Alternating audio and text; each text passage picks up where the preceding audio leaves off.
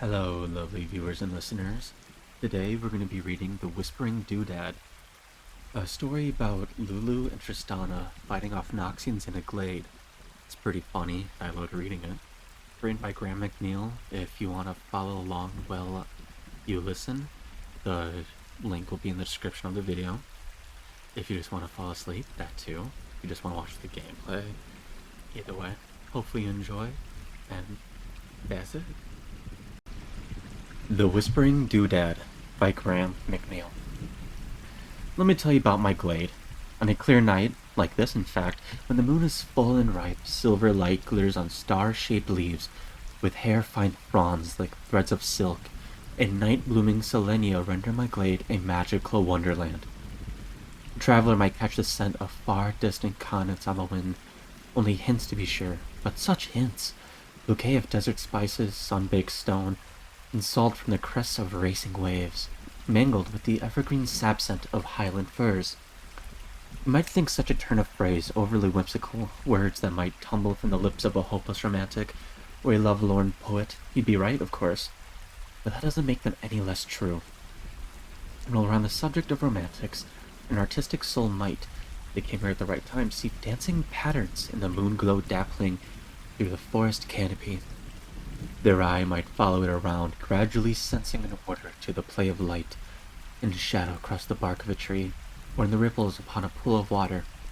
A pattern that almost looks like it might just form a doorway of sorts, if only it would complete. No matter how many... We're getting so many things. But no matter how those patterns swirl and dance, they never fully coalesce into a whole. Almost never, that is. After all, the magic of these lands is skittish. With good reason, it doesn't reveal its secrets to just anyone. We nature spirits are drawn to places like this, so I believe this... Sorry to interrupt the sentence, but I believe this is from Lulu's perspective because we're talking about the glade, I believe. I know this is supposed to have Lulu, Tristana, and I believe Corky. Oh no, where was I? Here we go. Almost never, that is. After all, the magic of these lands is skittish. With good reason, it doesn't reveal its secrets to just anyone. We nature spirits are drawn to places like this. They nurture us as we in turn nurture them. You can find us all over the world, in some places more than others, yes, but if there's magic bubbling up, like as not you'll find a spirit like me. I flatter myself that the glade I inhabit is more infused with it than most other places in this land that mortals call Noxus. Oh, we're in Noxus? Ooh. If you know the right way to look, most of this world... Oh, hold on. In this land that most call Noxus, if you know the right way to look, most of this world's inhabitants have forgotten how to see, how to really see. But there are others, a whole race of them, in fact, who never forgot. They're called... Oh, is this from Pix's perspective? This might be Pix from, like, Lulu's, like, little fairy guy that's hanging around her. This might be from his perspective. Most of this world's inhabitants have forgotten how to see, how to really see. But there are others, a whole race of them in fact, who never forgot. They're called Yordles, and they're not exactly from this world. I'm friends with a lot of them. Oh wait, is this from you? I'm so confused whose perspective this is. Two of them are approaching now. It sounds like they're trying to get back to their kin, but they're having trouble with the, for want of a better word, key that's supposed to help them find their way home. You see, the low roads they travel don't run on the surface of this world, nor do they travel straight, like those of the men who call the lands hereabouts home. They curve and loop, swirling all around the place like a crazy knot you can't ever untie. Most Yordles know how to travel them relatively easily, but these two? Let's just say they're not the best suited traveling companions. I can hear them, just beyond the spirit veil, bickering like a pair of hungry foxes. They'll be here soon. But I wonder if they know they're not the only ones approaching. Mortals are coming this way, warriors, armed and still in stone, bearing instruments of death. I don't like them, but don't misunderstand my reasons. I understand death is necessary, a vital part of the natural cycle of being. But these people only take, and don't give back. They pave over the land with roads that do not curve. They use their axes and saws to clear the land of growing things. They are an empire of angles and... Yeah, that's angles. Yeah, ankles in order. Nearby trees bend away from them in response, but they don't notice, of course. Mortals almost always miss their impact on the world around them. A woman with long brown hair is the first to enter my wooden glade. She taps spurred heels to her horse's flanks and rides in a circle, scanning the tree line and ground for signs of life that might mean her harm. Her eyes are cold, and she surveys the beauty of the trees like a woodsman sharpening an axe. She halts her mount in the middle of the glade and sits in silence. She hears bird song, the sighing of the forest, and the burbling stream flowing over time-smoothed rocks. Most people who come here are calmed by these sounds, their souls replenished simply by being in nature. But not her. None of the forest energy touches her, and I don't know whether to feel sad or angry. The woman is patient, and only after several minutes pass does she lift her arm and spread her fingers wide. Moments later, a dozen riders appear at the edge of the glade. Their horses are exhausted, flanks lathered, white, and heads bowed. These animals have carried their riders a great distance, so I extend a little magic into their tired limbs. They whinny and toss their manes in gratitude. A mustachioed man, clad in leather and furs, rides towards the woman. A bronze circlet holds his long dark hair from his face, and his tunic has been cut to show off his muscular build. A wolf pelt cloak mantles his shoulders, and a pair of circle-grip axes are slung at his back. Like the woman, his gaze makes me fear what he might do to the trees. Yes, I think I dislike him even more than the woman. "What took you so long, Tamara?" he says. "Afraid we'll be ambushed?" She ignores his questions. "We should make camp here, Draven." Oh, this is Draven? Oh, okay.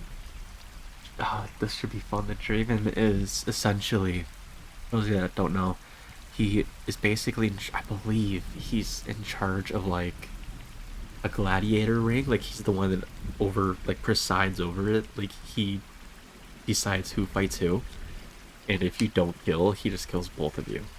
I think. I don't know much about him other than the fact that he is ruthless and is essentially like, I want to say the Craven of this universe, but he's not. I don't know. It's hard to explain him. Fresh water and plentiful wood. It's broad and wide too, so there's limited avenues of approach. Spoken like a true Noxian war mason. You say that like it's a bad thing. She slides from her saddle, and as soon as her boots hit the ground, I recoil from the stone in her veins, the iron in her soul, the sound in the glade dim, but none of the humans notice. "I want to reach the capital before we die of old age," says Draven. "Fighting in Basilic was fun, but I need to get back to the arena and put these axes to good use." You also want to go back and tell Darius he'd rather his army advance without a war mason carefully scouting the way. "We're in no danger," says Draven. "Not at the Empire's heartland." She folds her arms. "You heard what happened to Wintery outside Dracan?" "No," shrugs Draven, "but you're gonna tell me, aren't you?" She looks at him, then sighs and shakes her head. "What would be the point? It's not about you, so you're not gonna care." I listen to them trade insults back and forth, but I'm confused at how the words they say don't match the shimmering colors of their auras. It's a source of great confusion to me that mortals spend so much time saying things they do not mean, and feeling things they do not express. There's an honesty to nature, albeit a bloody one, you can count on. It's nightfall when the Yordles get here. I feel the irresistible call of their key and push a little of my power. I feel the irresistible call of their key and push a little of my power into the spirit realm to open the way. One of the silver-barked trees shifts her branches windward slightly, and the last rays of sunset complete a glowing amber pattern in the gnarled knots of her mossy trunk. Shadow, light, and rigid bark combine to form an endless loop that, from a certain angle and a certain height, looks like a portal into a land of eternal sunrise. Whispers and song echo from the arbor in the heart of the tree. The Noxians are busy with their horses, and the animals make enough noise that the humans don't hear it. It sounds like the winds are speaking, passing secrets between the trees. Maybe they are. You can never really know what the winds are saying. Well, maybe the bluebird of the seas knows, but she doesn't roam far from the sunken city these days. I wonder what they're talking about. What sunken city? Is there an Atlantis in Runeterra? Ooh, if so, I really want to know about that. That should be fun to learn. Oh yeah, wait. There is, because Nami is essentially like the princess of, like, quote unquote Atlantis. For those who don't know, Nami is essentially a mermaid in the game and lore. I forgot about that. The grasses around the base of the silverbark ripples in a warm breeze that carries a multitude of stories from another realm. I've heard hundreds of them, but the Yordles have an inexhaustible supply. I never tire of learning of their travels. There's a soft pop of air, like a bubble bursting on the surface of a lake, and two diminutive forms tumble out from the tree. They roll into the high grass, looking surprised to find themselves in a forest glade. Okay, who is the person talking? This is so weird. I don't know who this is, because this isn't Lulu. Can't be. And it can't be Pix. I wonder who this is. One of them immediately picks herself up and brings her big cannon to bear. Okay, so that's Tristana. She spins around left and right. She draws a bead on a rabbit with a half-chewed ear, poking a twitching nose from its burrow. Did you do this? She asks. The rabbit doesn't answer, but then rabbits are stoic. You want a secret kept? But they have to tell someone. Tell a rabbit. Oh, you want a secret kept, but have to tell someone? Tell a rabbit. They'll take it to their grave. I know this Yordle. She's called Tristana, and she looks mad, like she's ready to march off to fight, but forgot which way the war was. Her purple skin is flushed a deeper shade than normal, and her white hair is swept back in a tight ponytail. She hefts her cannon and aims it towards the rabbit. It hops forward, unfazed by the threat. I won't ask again, says Tristana. A boomer never misses. Boomer is the name of her gun, by the way. The rabbit twitches its nose, cool as winter frost. Tristana's traveling companion sits up, a tiny winged fairy circling her head. Ah, so Lulu and Pix are here. Whoa. Okay, then who is the narrator? I'm so confused. Ah, Lulu and Pix. Her wild purple hair billows in a wind that only seems to affect her, and her tall head sits at a funny angle. It slipped over her eyes, and she tapped around her with a curling stick. I've gone blind, she says. That's new. What? Tristana keeps her gaze locked on the rabbit and holds up a hand to silence Lulu, but her friend doesn't see it. Lulu gets up and walks in a circle, tapping the ground in front of her. The flowers duck, and the buzzing glitterbugs scatter before Pix can pluck their wings. Lulu's fairy companion is cute, but he's got his strange sort of humor. Can't ever tell if he's really funny or rude. Maybe it's both. Tristana, are you there? Says Lulu. Tristana sighs in exasperation. She taps two fingers to her eyes, then points them at the rabbit with a stern look. I'm watching you, Flopsy, she warns. Her jaw drops as she finally notices the humans in the glade. She darts over to Lulu and pushes her back against the tree. The portal they fell from is already fading as the light changes. Humans, she hisses. Where? Says Lulu. It's all dark. But then sometimes I see more with my eyes closed. Tristana sighs and pulls the brim of Lulu's hat up. Lulu blinks and hugs Tristana. It's a miracle! I love this. What is up with Lulu? Quiet, says Tristana, and Pix starts down to zap a tiny spike of violet light at her cheek. Tristana bats the fairy away with a grimace. I bend the shadows around the trees a little. Humans sometimes have a hard time seeing Yordles, at least as they really are. I think the woman with the cold eyes might be sharper than most, but I don't want to see these two get hurt. So is this forest alive? Because it knows who these people are. It knows the Yordles. Isn't another Yordle? No idea. Tristana glances around the tree. The Noxians are making camp, but I'm relieved to see they're not lighting a fire. Draven is grumbling about that, but tomorrow is adamant they not broadcast their presence. Make sure all the wood in this glade is green and not good for fires. Doesn't stop everyone who comes this way from trying their luck with an axe or saw, but most of them. Tristana nods to herself. They haven't seen us, she whispers. Good. You look friendly, says Lulu, peeking over Tristana's shoulder. I think we should say hello. They're Noxians, replied Tristana, and I feel her exasperation. You don't talk to Noxians unless you want to lose your head. Why? Do they like collecting heads? Tristana rolls her eyes, finally taking the time to examine her surroundings. I lift up some flowers and wave to her. She can't help but feel the magic in the glade and waves back. Some people say Tristana is all business, and so very serious, but I know better. She looks up at the tree and gives it an experimental rap with her knuckles. She chaps gently around the bark before finally hearing a booming echo from deep inside the tree. Some of the Noxians look up and she winces. I creak some branches and persuade the water to splash playfully over the rocks. The Noxians return to their work. Tristana nods and says, thanks, before turning back to Blue and asking, right, where's the Whispering Key? The what now? The thing we've been using to travel through all the portals? Remind me, what did it look like? It looked like a compass, looked like a little like a compass made of carved stone. Oh, you mean my doodad? Before Tristana begins, Tristana for settling on, yes, that's what I mean. Lulu does a pirouette and pats herself down, checking pockets that seem to appear and disappear at random. She closes one eye and bites her lip, pulling out coins, dice, chips of precious stones, and glittering fluff. And nothing resembling a key. I just had it. Yes, you did, agrees Tristana through gritted teeth. You used it to open the portal on the beach while we were running from that pack of crag wolves after we dropped in on Poppy. Okay, I don't know what crag wolves are, but Poppy is another Yordle that lives in Demacia. I think she's kind of like a knight, I believe. I don't really know much about her. I like Poppy, but she's so serious, says Lulu, stopping around as if she's marching on a parade ground. He pauses to stare at Tristana. Wait, are you and her actually the same Yordle? No, of course we're not, sighs Tristana. Now will you hurry up, please? You could be, you know, same hair, and that little furrow just above your nose when you get mad. See, there it is! Getting angry with Lulu won't do any good. It'd be like chasing a cub that's stolen your shoe. It's all part of a fun game. So Lulu is just the ultimate rage baiter of this world. That's awesome.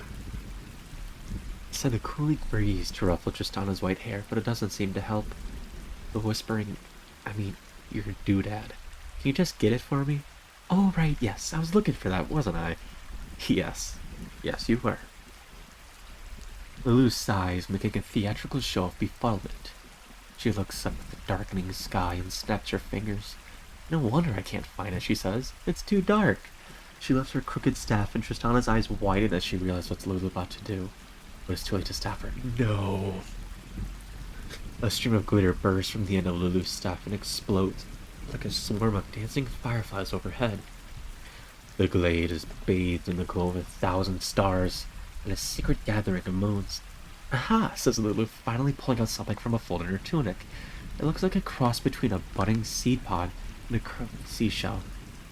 A rainbow of colorful lines swirl on its surface, but it looks like tiny tadpoles from inside it. Here it is. Tristana looks horrified as the light from Lulu's staff floods the glade. But before she can react, a spinning axe blade flashes between the two of them and buries itself in the bark of the tree. Oh, a spinning axe blade, that's Draven. Lulu almost jumps out of her skin and the seed pod seashell flies from her hand. The silver bark cries out in pain, so I pour magic up through her roots and into the heartwood. Vivid amber sap oozes from the gouge in the wounded tree's bark, pinning the axe in place. Lulu's doodad sails through the air to land somewhere in the middle of the glade. It rolls into the tall grass, and I feel its primal energies pulse outwards in a rippling wave. Oops, says Lulu. A veritable flurry of black shafted arrows slice through the undergrowth as the Noxians respond the only way they know how.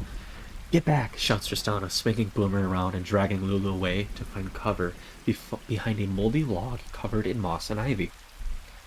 An arrow punches into the rotten wood, another splits the night a hair's breadth from Tristana's ear.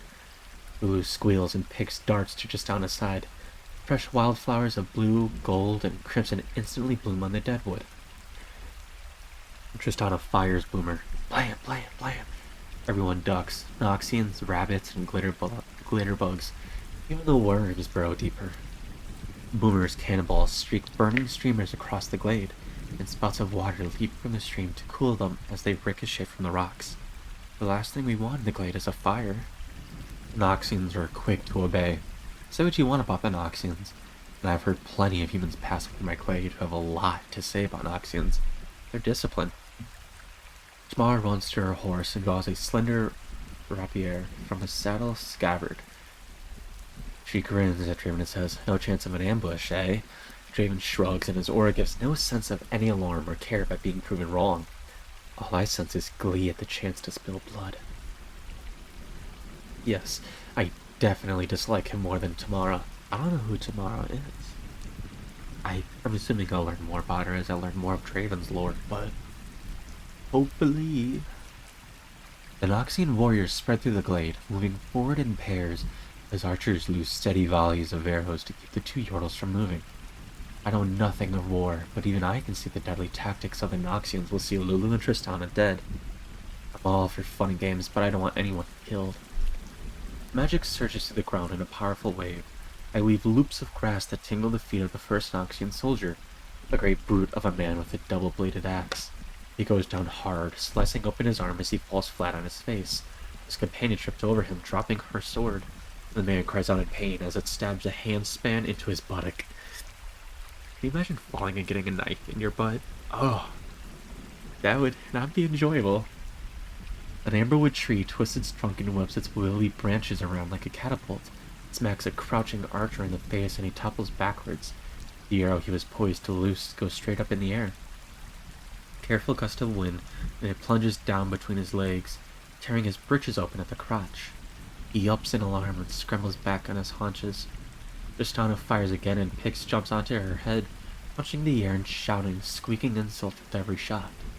Flowers fall from the air above the tiny barrier, and I see more than one arrow deflected around the Yordle gunner by their shimmering petals. Can you see your Doodad? Shouts Tristana over the... Wait. Hold on. Well, give me a second. I kind of read without realizing what I was reading. I wonder if the flowers that are coming around blocking are essentially a Lulu's shield spell. I think that's what it is. Can you see your Doodad? Shouts Tristana over the cannon's noise. Lulu spins her staff around and springs onto its shepherd's crook handle. She shades her eyes with one hand and peers through the fading illumination. An arrow slashes towards her, but the coiled pointer of her hat smacks it from the air. Nope. But then I don't know what it looks like now. What do you mean you don't know what it looks like now? Lulu spins in a spiral down her staff and daisies spring up around her as she lands. The Doodad's a bit flighty, you see. Every time I put it down, it likes to try out a different shape. Tristana groans as Lulu sends a blazing shaft of sparkling light through the trees. A pair of Noxians are hurled through the air. They land in the stream, and I immediately mob them with a knot of frogs. The tongues of bucket frogs are coated with slime that will give them waking dreams, not to send them to the moon and back, so basically laced frogs. Basically just got them really high. Alright. So it could look like anything, asks Tristana. Pretty much, agrees Lulu. Just look for it out of the corner of your eye. It only changes if it thinks you're looking right at it. Never thought I'd say this, but I wish Heimer was here right now. Heimerdinger, if you've seen the show, you know who Heimerdinger is, but if you don't, he's essentially like the artificer of the Yordles. He makes a lot of machines, and that's it. And one of his main machines is like a gun that he can like shoot. We could really use his hex goggles. I don't know what hex goggles are. I'm assuming just better sight, like night vision, or better aiming. Don't be silly, says Lulu. That'd take all the fun out of this. Tristana spins on her heel to fire at a Noxian leaping towards her. Her cannonball punches him square in the chest and he flies back into a thorny bush that suddenly gets a lot more thorny. Fun, she says, then she grins. You know what? You're right. Let's have some fun with these numpties. Grab on. Lulu laughs and throws her arms around Tristana's neck as if she's about to give her a big sloppy kiss. Tristana fires again, and this time her cannon is aimed at the ground. The two Yordles erupt from behind the flowery, arrow-studded log and arc over the heads of the advancing soldiers. The Noxians watch in open-mouthed surprise as the two Yordles spin over their heads, giggling musically as they go. Who knows what the Noxians are seeing? Something strange, no doubt. The Yordles' glamour is an inconstant thing, and even they don't know how others see them most of the time. Oh, that's right. Yordles can, like, hide their form so they don't appear as Yordles. I forgot that they have that ability. Gleaming bolts corkscrew from Lulu's staff and everywhere they hit. Noxians are thrown from their feet in a spray of petals and sparks that burn like drops of venom.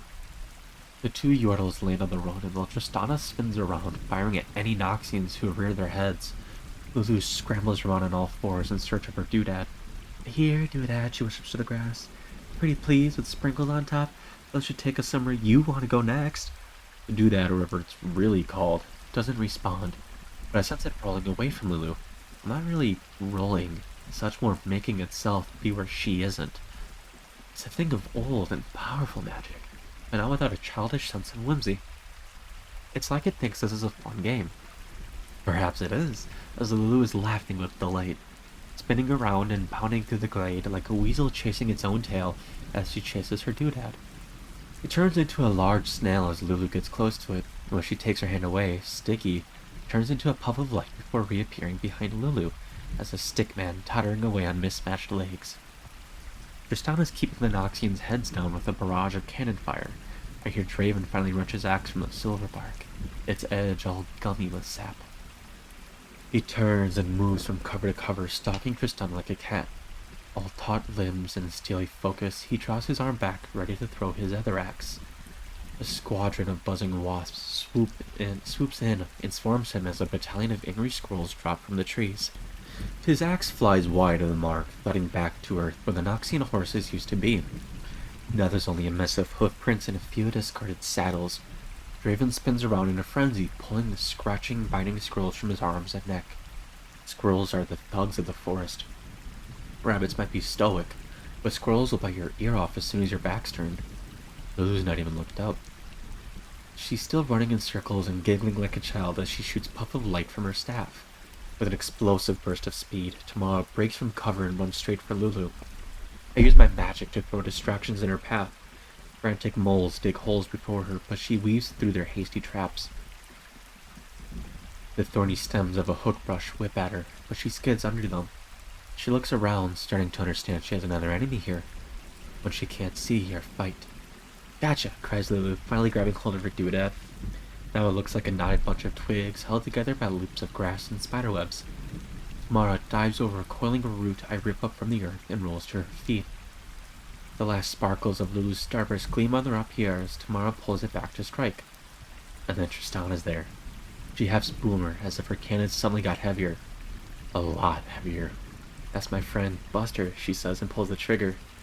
"Oh, that's my friend, Buster," she says and pulls the trigger. The booming thunder of the cannon is deafening, and birds as far away as 2 rivers west take to the sky at the noise. A blazing tongue of fire erupts from the muzzle as a giant cannonball blasts out. The force of the recoil spins Tristan around, but that's nothing compared to what it does to Tamara. She flies backwards like she's been punched by an angry stone golem. She vanishes into the trees. I don't think she'll be getting up anytime soon. Then Tristan is hauled from her feet by the scruff of her neck. Boomer drops to the earth, and Draven holds her up to his face with a bemused grin on his scratched and bleeding face. "Now, what in the name of the wolf are you? Put me down, you big oaf," yells Tristana. She kicks and swings her fists at him, but not even her pluck can overcome the length of his limbs. Draven cocks his head to one side, clearly wondering what he's got his hands on. "Hey, why don't you pick out someone your own size?" says Lulu, aiming her staff towards Draven. Swirling fireworks ripple up and down its length, but Draven doesn't look impressed. "Gee, where's Shorty?" he says. "You got nothing can hurt Draven." The fireworks shoot out of Lulu's staff in a stream of light. And miss. Draven laughs, spinning his axe up, but then a tall shadow falls over him, and he slowly turns around. That's when he realized Lulu didn't miss at all. The rabbit with the half-chewed ear looms over Draven, twice his height at least. Oh, so Lulu has her ult. If you learned in the previous video, Lulu has the ability to essentially enlarge items and people, and she's able to turn people into small animals. I thought she was going to turn Draven into an animal, but this is even funnier. The rabbit with the half-chewed ear looms over Draven, twice his height at least. It munches slowly on a carrot that's as long as Draven's arm. He drops Tristana as the giant rabbit taps 2 stubby fingers of its paw to its eye, then points them at Draven with a stern look. Draven is a warrior, and has fought his share of monsters, but this is too much even for him. He turns and sprints for the trees, pausing only to scoop up his other axe as he goes. The rest of the Noxians have already fled, or are backing away slowly into the undergrowth, at the sight of the giant rabbit. Something tells me they will find a different route for their master's army. Tristana turns to look at the rabbit with the half-chewed ear. "Thanks," she says, but the rabbit doesn't reply. Like I said, stoic. It turns and makes its way back to its burrow in a series of thudding hops. By the time it reaches the entrance, it's more or less returned to its normal size. It squeezes into the burrow with a final waggle of its tail and a puff of earth. Tristana slings Boomer over her shoulder. "Do you have your doodad?" Lulu holds it up triumphantly. "My very naughty doodad. Shouldn't run off like that." Tristana shakes her head and marches back to the tree they fell out of. Lulu skips after her as Pix buzzes overhead, burning a pair of wasps with a tiny squeal of delight. Oh my god, I love Lulu and Pix now. They're fucking awesome. Lulu and Pix are so cool. I mean, they're just rage baiting, just living life with delight. Can you really blame them? That's awesome. Lulu catches up with Tristana and waves her doodad at the tree in what might be a predetermined pattern, or might just be her hoping for the best. Whatever it is, it works, and the leafy arbor reappears in the silver bark's trunk. Sunrise over the land of the Yordle spills into my moonlit glade. I feel its ancient magic, and I send a pulse of my own through the air, wishing my two friends interesting travels. Lulu pauses and looks over her shoulder. "Thank you," she says, and I feel the boundless joy in her heart. The beauty of my glade is made all the richer for it. "Come on, we should get going," says Tristana. "Why are you in such a hurry? We should be gone before the Noxians return." "I don't think they'll be coming back," says Lulu with a wide grin. The light of the portal swells outwards in a glowing, rippling spiral to envelop the Yordles. Their forms blur and their voices grow faint as they are drawn away once more. But I hear Tristana's last words, and cold winds pass through the glade on a ripple of unease. "They're Noxians," she says. "They always come back." This was a fun read. It allowed me to see like how Lulu really acts, and I thought Lulu was nothing like this. I didn't realize Lulu just rage baits as much as she wants. And I kind of knew Tristana was kind of like the hard ass of the group, but it was fun to see her use some of her abilities in the game in the book, like her bouncing over them. That's another one of her abilities. And yeah, if you want to read it yourself, the link will be in the description. Please, by all means, go ahead. Credit goes to Graham McNeil, the author of this. I loved reading it. Hopefully you had fun listening. And if you're asleep, good night, good morning, good afternoon, if you're taking a nap. But if you're still awake, hopefully I'll see you in the next one. Peace.